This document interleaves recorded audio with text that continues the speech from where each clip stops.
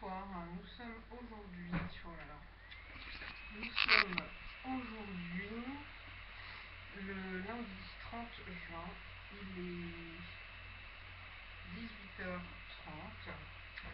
Je continue ma lecture de la Bible, j'en suis au premier livre des rois et je dois avancer de 3 chapitres par le chapitre 4, 5 et 6. Chapitre 4. Le roi Salomon était roi sur tout Israël. Voici les chefs qu'il avait à son service.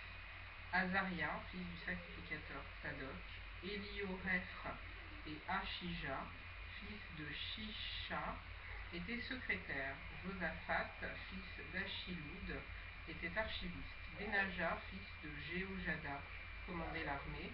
Tsadok et Abiatar étaient sacrificateurs. Azaria, fils de Nathan, était chef des intendants. Zaboud, fils de Nathan, était ministre d'État favori du roi. Achishar était chef de la maison du roi. Et Adoniram, fils d'Abda, était préposé sur les impôts. Salomon avait 12 intendants sur tout Israël. Il pourvoyait à l'entretien du roi et de sa maison, chacun pendant 1 mois de l'année. Voici leurs noms. Le fils de Hour, dans la montagne d'Éphraïm. Le fils de Deker, à Makatz, à Saalbim, à Beth-Shemesh, à Elon et à Beth-Hanan. Le fils de Hezed à Arubot, il avait Soko et tout le pays de Épher. Le fils d'Abinadab avait toute la contrée de Dor. Taphat, fille de Salomon, était sa femme. Baana, fils d'Achiloud, avait Tahanak et Megiddo et tout Beth-Shehan, qui est près de Sartan, au-dessous de Jizréel, depuis Beth-Shehan jusqu'à Abel-Mehola, jusqu'au-delà de Jokmeam. Le fils de Guéber à Ramoth en Galaad, il avait les bourgs de Jaïr, fils de Manassé en Galaad. Il avait encore la contrée d'Argob en Bassan, 60 grandes villes à murailles et à barres d'airain. Achinadab, fils d'Ido à Mahanaïm, Achimaratz en Nephtali. Il avait pris pour femme Basmat, fille de Salomon. Bahana, fils de Hushaï en Azer et à Béalot. Josaphat, fils de Parouach en Issachar. Chiméi, fils d'Éla en Benjamin. Guéber, fils d'Uri dans le pays de Galaad. Il avait la contrée de Sihon, roi des Amoréens, et d'Og, roi de Bassan. Il y avait un seul intendant pour ce pays. Juda et Israël étaient très nombreux, pareil au sable qui est sur le bord de la mer. Ils mangeaient, buvaient et se réjouissaient. Salomon dominait encore sur tous les royaumes, depuis le fleuve jusqu'au pays des Philistins et jusqu'à la frontière d'Égypte. Il apportait des présents et ils furent assujettis à Salomon tout le temps de sa vie. Chaque jour, Salomon consommait en vivres 30 corps de fleurs de farine et 60 corps de farine, 10 bœufs gras, 20 bœufs de pâturage et 100 brebis, outre les cerfs, les gazelles, les daims et les volailles engraissées. Il dominait sur tout le pays de l'autre côté du fleuve, depuis Tifsak jusqu'à Gaza, sur tous les droits de l'autre côté du fleuve. Et il avait la paix de tous les côtés alentours.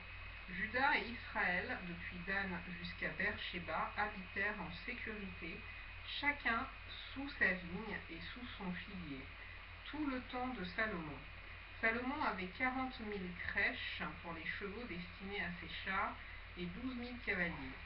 Les intendants pourvoyaient à l'entretien du roi Salomon et de tous ceux qui s'approchaient de sa table, chacun pendant son mois. Il ne laissait manquer de rien.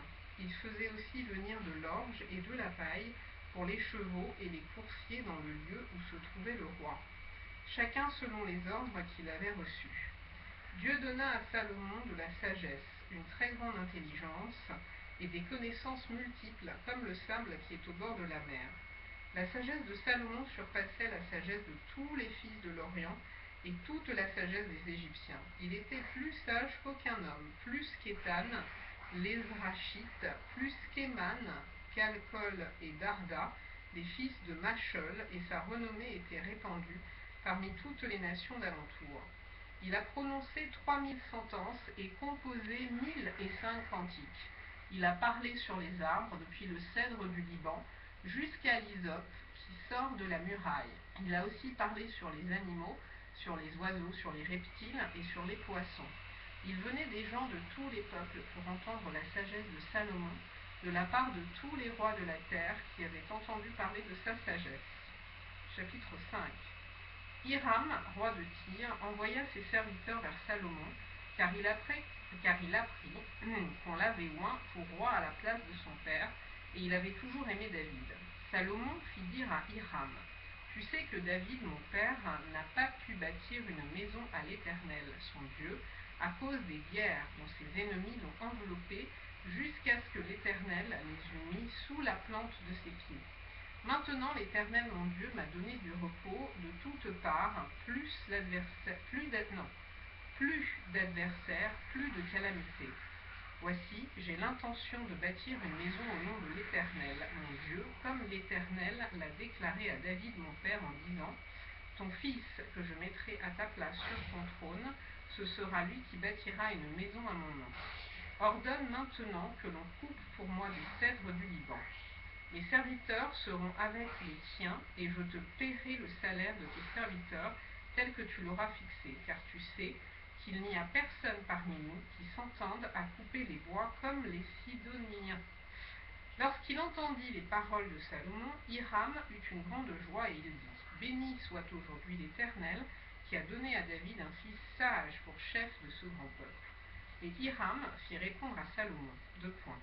J'ai entendu ce que tu m'as envoyé dire. Je ferai tout ce qui te plaira au sujet des bois de cèdre et des bois de cyprès.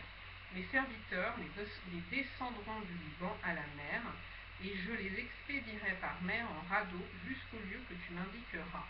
Là, je les ferai dédier et tu les prendras.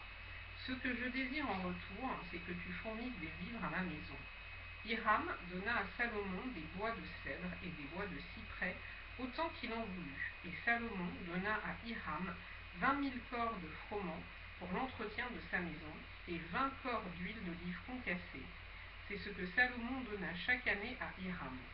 L'Éternel donna de la sagesse à Salomon, comme il le lui avait promis.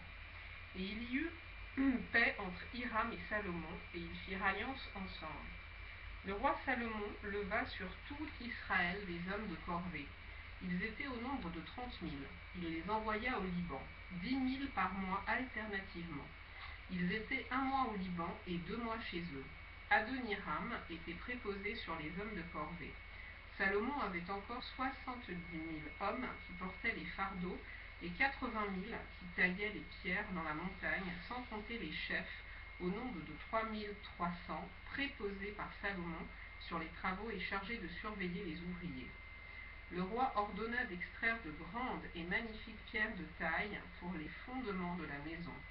Les ouvriers de Salomon, ceux de Hiram et les Gibéliens, les taillèrent et ils préparèrent les bois et les pierres pour bâtir la maison. Chapitre 6.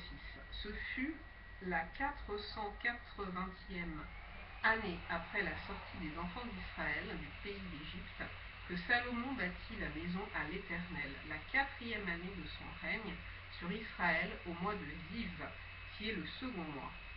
La maison que le roi Salomon bâtit à l'Éternel avait 60 coudées de longueur, 20 de largeur et 30 de hauteur. Le portique devant le temple de la maison avait 20 coudées de longueur, répondant à la largeur de la maison, et 10 coudées de profondeur sur la face de la maison. Le roi fit à la maison des fenêtres solidement grillées. Il bâtit contre le mur de la maison des étages circulaires qui entouraient les murs de la maison, le temple et le sanctuaire, et il fit des chambres latérales tout autour. L'étage inférieur était large de 5 coudées, celui du milieu de 6 coudées et le troisième de 7 coudées, car il ménagea des retraites à la maison tout autour en dehors, afin que la charpente n'entrât pas dans les murs de la maison. Lorsqu'on bâtit la maison, on se servit de pierres toutes taillées, et ni marteau, ni hache, ni aucun instrument de fer ne furent entendus dans la maison pendant qu'on la construisait. L'entrée des chambres de l'étage inférieur était au côté droit de la maison. On montait à l'étage du milieu par un escalier tournant, et de l'étage du milieu au troisième. Point. Après avoir achevé de bâtir la maison, Salomon la couvrit de planches et de poutres de cèdre. Il donna 5 coudées de hauteur à chacun des étages qui entouraient toute la maison, et il les lia à la maison par des bois de cèdre. L'Éternel adressa la parole à Salomon et lui dit : Tu bâtis cette maison. Si tu marches selon mes lois, si tu pratiques mes ordonnances, si tu observes et suis tous mes commandements, j'accomplirai à ton égard la promesse que j'ai faite à David ton père. J'habiterai au milieu des enfants d'Israël, et je n'abandonnerai point mon peuple d'Israël. Après avoir achevé de bâtir la maison, Salomon en revêtit les murs intérieurement de planches de cèdre, depuis le sol jusqu'au plafond. Il revêtit ainsi de bois l'intérieur, et il couvrit le sol de la maison de planches de cyprès. Il revêtit de planches de cèdre les 20 coudées du fond de la maison, depuis le sol jusqu'au haut des murs, et il réserva cet espace pour en faire le sanctuaire. Le lieu très saint, les 40 coudées sur le devant, formaient la maison, c'est-à-dire le temple. Le bois de cèdre à l'intérieur de la maison offrait des sculptures de coloquintes et de fleurs épanouies. Tout était de cèdre, on ne voyait aucune pierre. Salomon établit le sanctuaire intérieurement au milieu de la maison, pour y placer l'arche de l'alliance de l'Éternel. Le sanctuaire avait 20 coudées de longueur, 20 coudées de largeur et 20 coudées de hauteur. Salomon le couvrit d'or pur. Il fit devant le sanctuaire un autel de bois de cèdre et le couvrit d'or.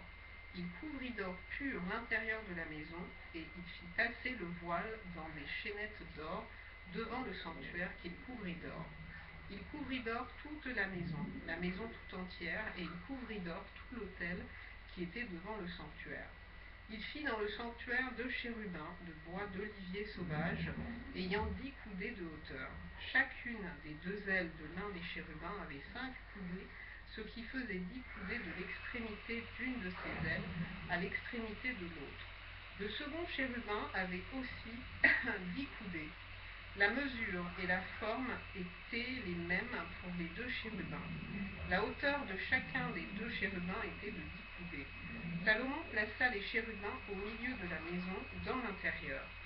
Leurs ailes étaient déployées. L'aile du premier touchait à l'un des murs, et l'aile du second touchait à l'autre mur. Et leurs autres ailes se rencontraient par l'extrémité au milieu de la maison.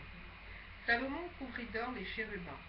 Il fit sculpter sur tout le pourtour des murs de la maison, à l'intérieur et à l'extérieur, des chérubins, des palmes et des fleurs épanouies.